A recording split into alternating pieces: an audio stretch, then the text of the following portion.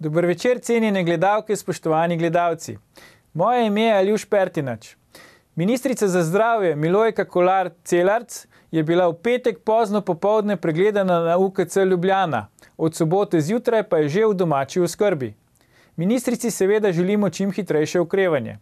Vi pa gledate oddajo VV Faktor, resnica boli, komentarji še bolj. Danes bomo za vas komentirali zadnja Milojkina prevara. Kako bo ministrica za zdravje dokončno sanirala bolnišnice? V zadnjem delu oddaje pa kuha se čorba. Kaj je srbski četniški roker počel na ljubljanski upravni enoti? V današnjem VV Faktorju bomo pod drobnogled vzeli načrt sanacije javnih bolnišnic, ki ga je pripravila obolela ministrica za zdravje, na seji prejšnji teden pa potrdila vlada. Pozor, s preglasovanjem koalicijskih partnerjev Desus in SD. Kot lahko vidimo na grafiki, je leta 2008 vseh 21 bolnišnic poslovno leto zaključilo s presežkom. Leta 2016 pa le 8, 13 pa jih je imelo izgubo. V oddajo smo zato povabili primarja magistra Dorjana Marušiča, zdravnika in bivšega ministra za zdravje, ter magister Marjeto Kuhar, ekonomistko specializirano za zdravstvo. Glede na zunanjo temperaturo oba toplo pozdravljam. Dober večer. Primarij Marušič, Marjeta, zakaj je prišlo do tako hudega poslabšanja finančnega stanja javnih bolnišnic? Kot lahko vidimo na grafikih, je sedaj v rdečih številkah že 15 od 21. Ministrstvo pa jim je namenilo skupaj kar 135 milijonov evrov dodatnega denarja v letošnjem letu.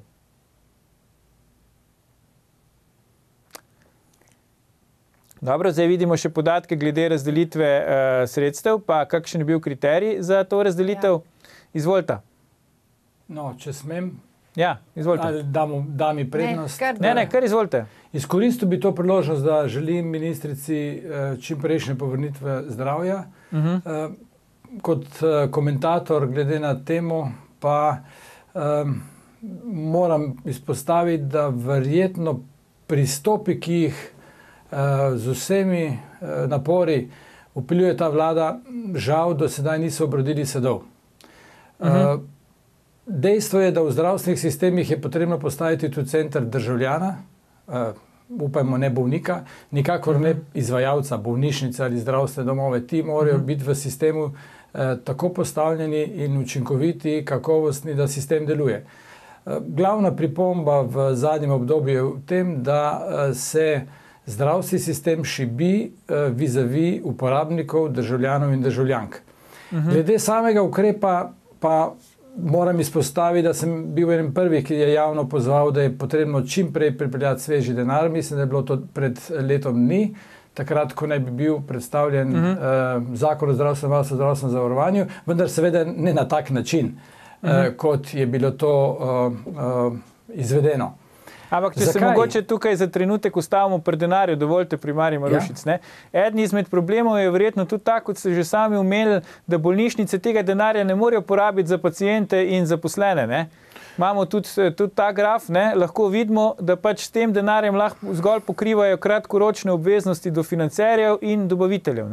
No, kot mednarodni svetovalec vselej pokažem ali pa napeljujem na glavne probleme in napravimo prioritetni seznam ukrepov in po moji oceni zapadli dolgovi bolnišnic zanesljivo se ne morejo uvrstiti na prvo ali drugo mesto med problemi, današnjimi problemi zdravstvenega sistema. So problem, se strinjam, ampak v danem trenutku mislim, da je v ospredju slaba dostopnost in pa predvsem tekoče poslovanje izvajalcev. Eden od ukrepov bi tudi bil, da težko izvajalcu, ki tekoče posluje z izgubo, pokrivaš zapadle dolgove in to ne bo omogočilo normalnega, pozitivnega ali pa saj poslovanje z nulto bilanco. To pomeni pokrivati neke izgube za nazaj in dopuščati, da bodo izvajalci še vedno imeli izgubo, kar se nakazuje. Namreč naj spomnim, da pred slabega pol leta, ko se je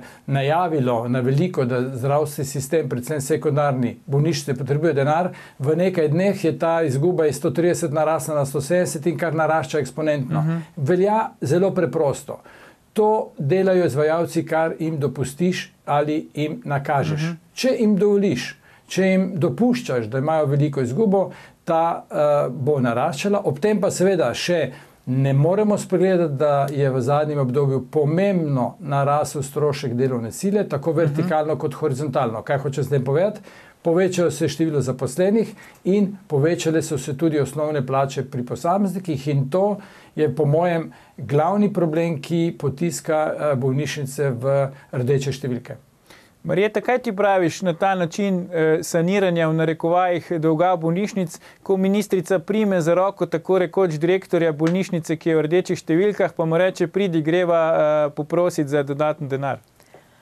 Ja, ta sanacija, ki jo zdaj vidimo, ki se že v bistvu realizira in je vredna 135 milijonov evrov, nam jasno kaže, da v bistvu bomo sanirali bilančno bolnišnice. Torej, sanirali bomo bilance stanja. Zdaj, če pogledamo nazaj podatke, bo v bistvu kumulativa oziroma skupni primanjkljaj, ki so ga bolnišnice preko 165 milijonov naredile v zadnjih 5 letih, oziroma 4, bolj natančno, je v bistvu edini ukrep ta, da bo saldo teh presežkov odhodkov nad prihodki v bistvu približno 30 milijonov, kar pomeni, da bo ministrica saldo popravila do te mere, da po mojem bojo imele ta skupen poslovni rezultat boljši kot v celi Sloveniji oziroma v vseh 25 letih ali pa še celo ranke Jugoslavije. Tako da verjetno je to bolj PR poteza, denarja v bistvu za tekoče poslovanje pa bolnišnice ne bojo imele in glede na to, da podatki kažejo, da je bilo v pol leta 2017 že 140 milijonov primanjkljaja oziroma, bom rekla, zapadlih obveznosti, že spet so naredile bolnišnice, bojo potrebovali nov svežen denarja, ki pa vidimo, ministrstvo ne da primernih ukrepov za to. Ampak ljudje, če prav razumem, ne bojo bili deležni, bi rekel, teh sredstev. Se pravi, čakalne vrste se zaradi tega verjetno ne bojo skrajšale, oskrba ne bo boljša, ali kako?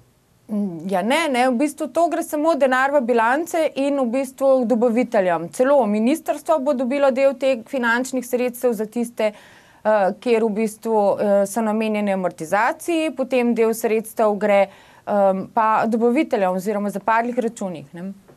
Primarij Marušič, zdaj preden nadaljujete, sam še tole vprašanje, če dovolite. Zdaj, vi ste tudi bili nekoč minister za zdravje, ministrica Milojka Kolar Celarc vas ni ovadila, nekatere svoje predhodnike je ovadila. Kako to komentirate? No, če napljujete na ovadbo zaradi podeljevanja koncesije, bo seveda to na prazne spomnje, kajti v svojem mandatu nisem podelil koncesij, namreč moje pogled v zdravstveni sistem je, da so koncesije preživete, bi rekel, unikum v evropskem prostoru in da naši zdravstveni sistemi potrebujejo fleksibilnost, potrebujejo avtonomnost in potrebujejo dopuščanje uporabe znanja v zdravstvenem sistemu. Koncesionarstvo pa je nek normiran sistem iz preteklega ali pa predpreteklega obdobja in zato v svojih napovedih sem želel drugače postaviti sistem, zato tudi nisem koncesij podeljeval. Ampak verjetno to ni glavni razlog, zakaj me ni ovadila. Kaj pa je glavni razlog? Ne vem, ker verjetno ni našla razloga, glede na to, da je bila cela serija ministrov, ampak verjetno to ni bistvo. Na vas očitno ni toliko jezna, kot na kakšnega drugega svojega predhodnika, potem lahko sklepamo, ampak rekli ste, kaj bi bilo potrebno. Kako v zdajšnjih razmerah, kjer imamo praktično sistem pred kolapsom, doseči te cilje, ki jih vi naštevate? Je to sploh še možno? No, jaz bi vseeno bil zelo previden. Poglejte, ko vsi govorimo, da je sistem tik pred kolapsom, da se bo vse sesulo in podobno, sprožimo paniko in sprožimo ravno nasprotni odgovor državljanov, kot bi želeli. Vkolikor sedaj javimo v tej oddaji, da bo jutri bencin poskočil za 3-kratno ceno, bo na bencinskih črpalkah izjemno dolga čakalna doba. No, tega ne bomo naredili, ker nimamo delnic Petrola, če bi imeli, bi to rekli. Ampak v vsakem primeru želim izpostaviti, da sistem deluje, da sistem ima svoje odklone, ki bi se jih lahko z ustreznimi ukrepi odpravilo. Ne morem v celi črti kritizirati politike vlade, kaj ti napoveduje rešitve in upeljuje rešitve, ki naj bi dolgoročno vzdržile. Moja pripomba je samo v tem, lahko da postavlja rešitve, ki bodo čez 5-10 let reševali, ampak trenutno imamo probleme druge. Trenutno imamo zelo slabo dostopnost in finančno nestabilne izvajalce. To dvoje pa ne zagotavlja mirnega spanja državljanom in državljankam. In po moje je to prioriteta. Če iz teh oči gledamo, seveda uporaba teh enkratnih sredstev, 132 milijonov, ne rešuje teh dveh problemov danes in tukaj. Morda rešuje za prihodnje, vendar državljani ne bodo nič hitreje obdelani in pa poslovanje v letošnjem letu bo se ne bo bistveno izboljšalo. Bi pa jaz nekaj dodala, Dorjan, v bistvu pravzaprav gre tukaj v tej sanaciji samo za en moment, ki se meni zdi v bistvu z vidika menedžmenta vodenja bolnišnic problematičen. Ta sanacija daje v bistvu vtis posluj slabo, ne menedžeriraj, ne izvaja določenih ukrepov, ker ti bo država v bistvu povrnila oziroma dala denar.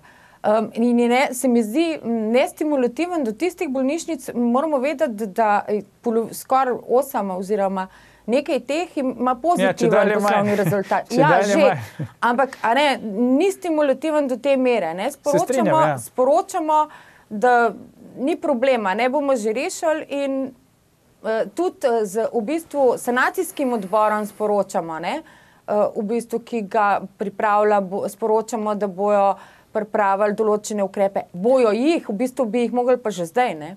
Ampak kdo je tisti, se opravičujem, na ravni bolnišnice zdaj? Je to pač strokovni direktor, je poslovni direktor? Kdo sploh lahko vpliva, ker vidimo, da imamo neko tako univerzalno stanje, slabšanja poslovanja, rezultatov, čakalne dobe se povečujejo, izguba se povečuje praktično na vseh javnih zavodih. Kdo je zdaj tisti, ki ima tu škarje in platno v rokah?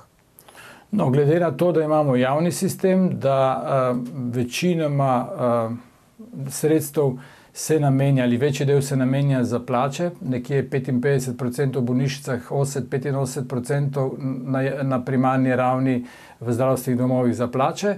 In ukolikor kolektivna pogodba, dogovori in napredovanja je sprejeta na nivoju vlade, potem seveda to neposredno vpliva. In ukolikor se ne zagotovijo ustrezna sredstva in to nekje presega 2-3% proračuna na letni ravni, izvajalci ne morejo z večjo produktivnostjo, učinkovitosti tega pokriti. In to se danes dogaja, da se verjetno, kot sem povedal, vertikalno, horizontalno sprostilo nagradjevanje za plače, pri čemer danes o tem ne bomo govorili.